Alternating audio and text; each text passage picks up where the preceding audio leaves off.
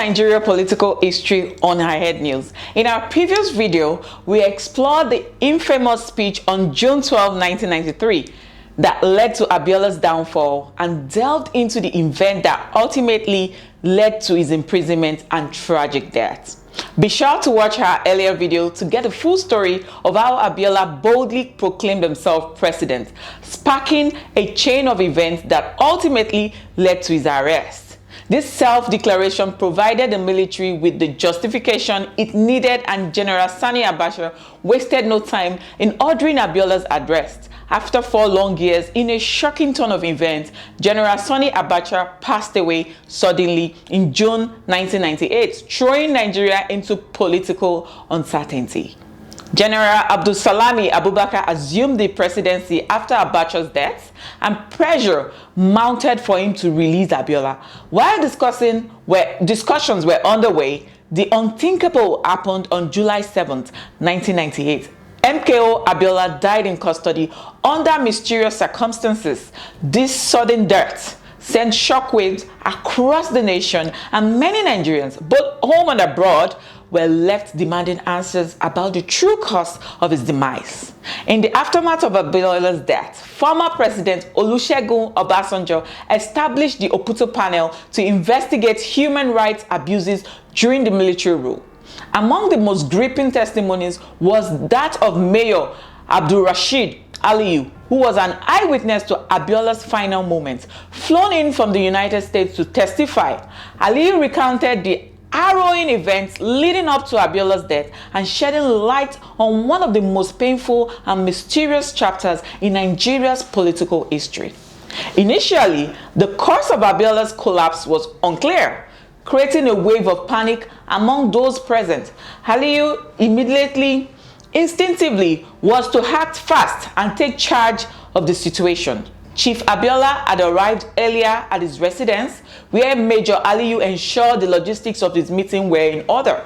He made sure refreshments were prepared and coordinated transportation.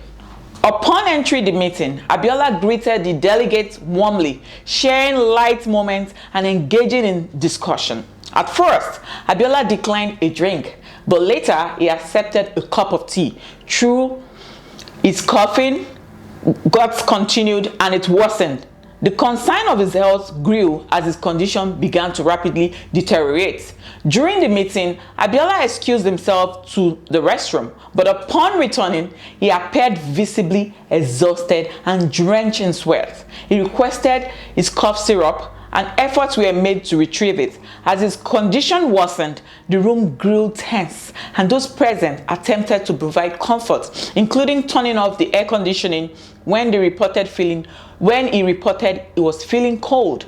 Major Aliyu immediately called out for urgent medical help, reaching out to Dr. Wali, the then presidential physician, who was in the villa but not at the clinic. Dr. Wali reassured Aliyu that he would come to Abiola's residence as soon as possible. Upon arrival, Dr. Wali attempted to assess the situation but found Abiola unresponsive. Despite efforts to resuscitate him, his condition worsened rapidly. Aliyu, growing more anxious, knew that something had to be done quickly. Consulting with Dr. Wali, the officer insisted that they transport Abiola to the clinic without delay. Instead of waiting for an ambulance, Aliyu made the decision to take Abiola in his own vehicle. During the frantic drive to the clinic, Aliyu placed urgent calls to senior officers, including the Chief of Staff. The officer bereaved the Chief of Staff about the critical situation, urging him to prepare for the worst. Arriving at the clinic, Aliyu found the scene chaotic, with officials, medical personnel, foreign delegates, and even Abiola's family members flooding the emergency room.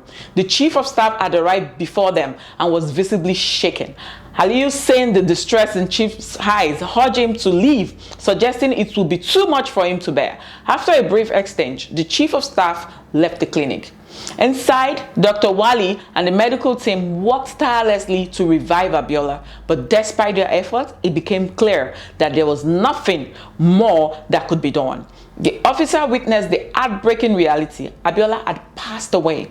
Dr. Wali confirmed the devastating news, and Aliyu was left with the painful task of informing the Chief of Staff. As the news of Abiola's death spread, the nation was plunged into mourning.